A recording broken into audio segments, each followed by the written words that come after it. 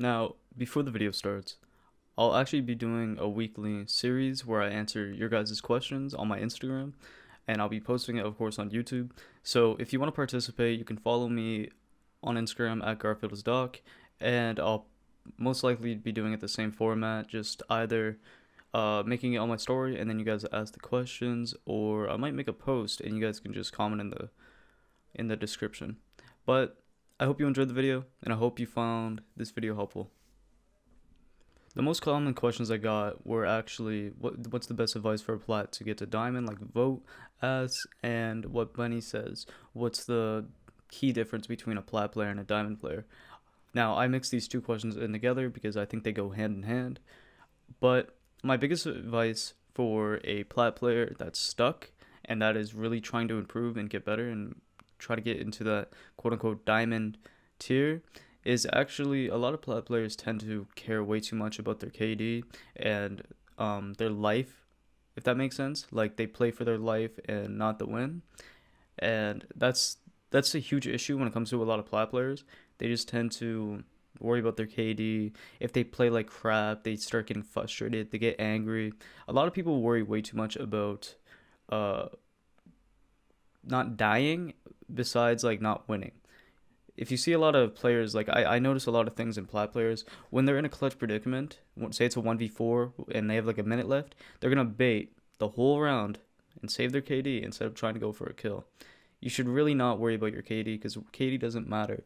The only thing that matters about KD is if you don't have a squad and people are like looking for group and they're, you know, like 1.3 KD plus.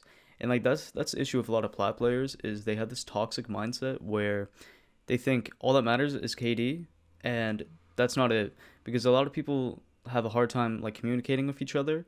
Like they tend to yell at one another instead of like helping each other grow as players. So my best bet when telling a plat player how to get better is actually stop worrying about your kills, play as much for your team, save your drones. A lot of plat players just end up throwing their drones in sight, spam pinging for no reason. Your best bet is when you're in prep phase, put your drones in either useful places, like so your team can use it if you die early, or for flank watch if one of your teammates die early. Your life is just as important when you're alive, and it's just as important when you die, because communication is all this game is. It's team based. So the biggest difference I see between a plat player and a diamond player is the communication factor and the toxicity. I would say sometimes, most of the time, plats are more toxic than diamonds because they have a hard understanding of what this game is actually about. It's a team based game. It's not a Call of Duty run and gun. So I think people just have a hard time communicating with each other and really finding ways to improve. Like they think they're perfect. Like I'm champ, but like I always find ways to improve. Like I've been playing this game since Red Crow, and I'm still learning new things. I still make mistakes, and I grow from it. That's another thing I would actually say to a plat player is to try to analyze what you're bad at and get good at it. Say, for example, if you hate playing vertical, start playing vertical. If you suck at that, work on it. If you can't play Windows comfortably, play it. If you can't play certain operators, learn how to play them. Maybe even adjust your sensitivity. Because even with crosshair placement, when it comes to plats, they have a hard time really pre-aiming head level or even pre-firing. Pre-firing is such a good habit for players because it's like easy kills, and it's 1,000 IQ. You get the first shot off. You're pre-firing. So that's the advice I would give to a plat player trying to get better, is to really just analyze how they're playing, stop worrying about KD, and see how they can play more for the team. Now, if you're probably sitting there like, oh, I can't find a team, blah, blah, blah, I solo queue, stop solo queuing. Solo queue is not the wave. I first hit Diamond off looking for group posts. I hit Plat 2, I hit Plat 1, all looking for group posts when I had no friends playing this game.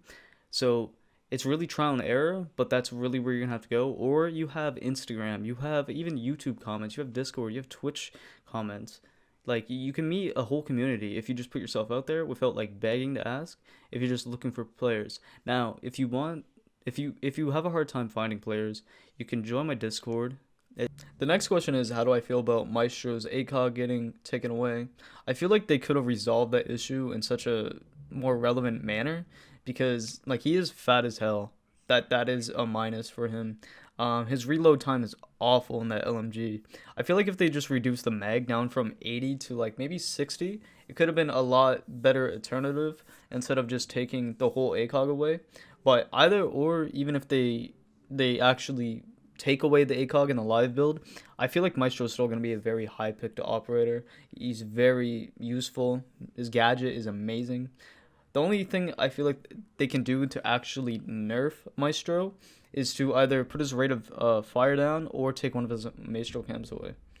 But I'm not too worried about this quote unquote nerf because Hollow on Maestro is still very viable and he's still like a very good operator. The next question is, why do I have matches where I can control my recoil on point and there's others where I'm a complete butt? Well, I can't really tell you like an exact answer, but it could be a mixture of things. Like you don't know your sensitivity, you're not using the right barrel attachments, or it's just confidence. Confidence has like such a key part in gunfights. If you're in your head, or if you're like worried that you're gonna play bad, you're gonna play bad. You just gotta like be around like a positive like energy and around positive people and just have a good time. That's really all it is when it comes to um staying consistent. Just in general, you just gotta be having a good time. You can't play for like anger because you're losing or you're losing a rank. That's a huge problem with people. But no, what I would say is try to go into a team hunt and actually find your sensitivity, what's comfortable for you, and use barrel attachments. Besides that, I stream every Monday, Wednesday, Friday, and Saturday at Garfield on Twitch.tv. Besides that, if you want to be part of the next series or questions, or you want to ask any type of questions, you can follow me at Garfield on Instagram. Thank you. Have a good day.